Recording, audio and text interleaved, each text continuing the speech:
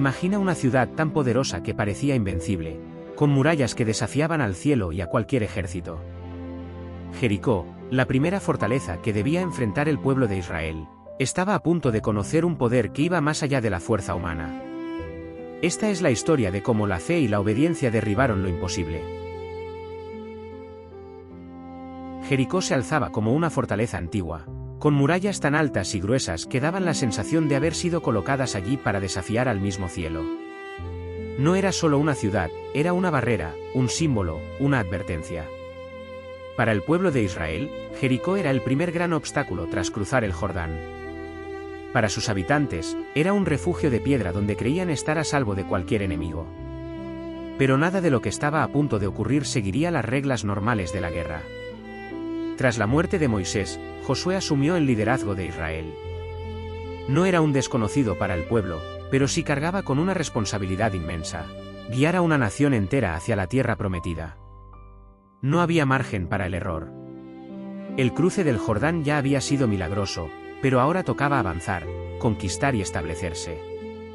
Y Jericó era la puerta de entrada. La ciudad estaba completamente cerrada.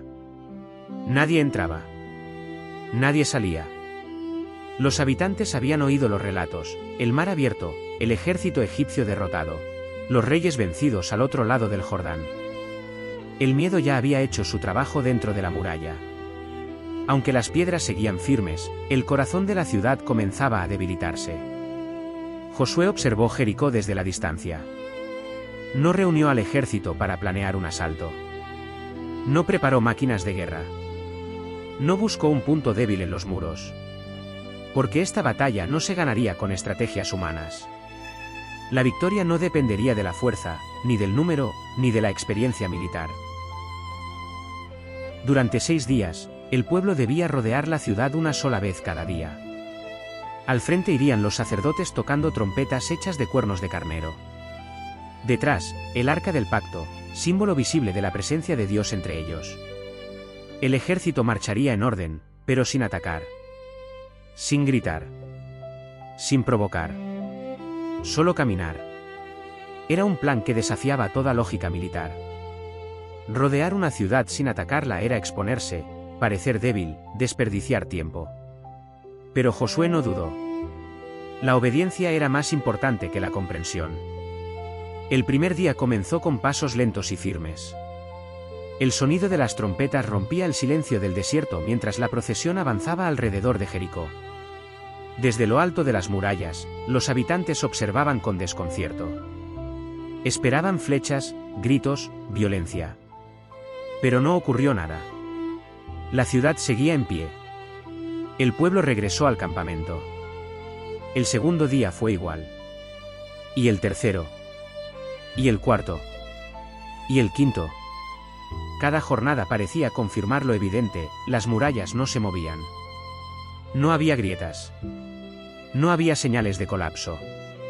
Para cualquiera que mirara desde fuera, aquello parecía una pérdida de tiempo. Para muchos, habría sido fácil dudar. Pensar que nada estaba cambiando. Que el plan no funcionaba. Que el enemigo seguía intacto. Pero algo sí estaba ocurriendo. Dentro de Jericó, el miedo crecía. Ver al pueblo regresar cada día, tranquilo, ordenado, sin apresurarse, era inquietante. No actuaban como un ejército desesperado. Caminaban como quienes saben que la victoria no depende de ellos.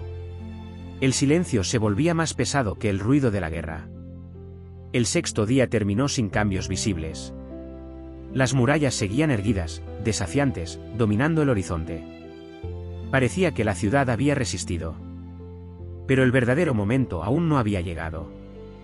El séptimo día amaneció diferente. El pueblo se levantó temprano. Esta vez no rodearían la ciudad una sola vez. Lo harían 7 veces. Cada vuelta era un acto de fe. Cada paso, una declaración silenciosa de confianza. El cansancio se acumulaba. El sol comenzaba a elevarse. El polvo se levantaba bajo los pies de miles de personas marchando en silencio. Desde las murallas, la tensión era palpable. Algo no encajaba. Algo estaba por suceder. En la séptima vuelta, el sonido de las trompetas se elevó con una fuerza distinta. No era una señal de ataque humano, sino una proclamación de victoria anticipada. Entonces, el pueblo alzó un clamor unificado, poderoso, profundo. No era un grito de guerra común. Era la expresión de una fe contenida durante días. Y en ese instante, la tierra respondió. Las murallas comenzaron a temblar. Las piedras se estremecieron. Aquello que había permanecido firme durante generaciones empezó a desmoronarse. Los muros de Jericó colapsaron de forma repentina, cayendo hacia afuera, dejando la ciudad completamente expuesta. No hubo asedio prolongado. No hubo escaladas sangrientas. La fortaleza cayó en un solo momento. Israel avanzó directamente hacia la ciudad. La victoria fue total. Jericó, que parecía invulnerable, fue derrotada sin que una sola espada hubiera tocado sus murallas. La caída fue absoluta, clara, innegable. Pero esta historia no trata solo de una ciudad destruida. Jericó representaba mucho más que un objetivo militar. Era la primera prueba. El primer gran desafío. La demostración de que la conquista de la tierra prometida no dependería del poder humano, sino de la obediencia y la confianza en Dios.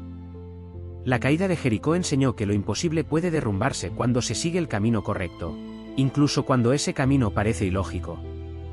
Enseñó que la fe no siempre actúa de inmediato, pero siempre actúa a su tiempo. Durante 6 días no ocurrió nada visible. En el séptimo, todo cambió. La caída de Jericó no fue solo la conquista de una ciudad. Fue la prueba de que la fe puede superar cualquier obstáculo, que la obediencia puede vencer lo imposible y que, cuando se confía en lo divino, incluso las murallas más fuertes terminan cediendo.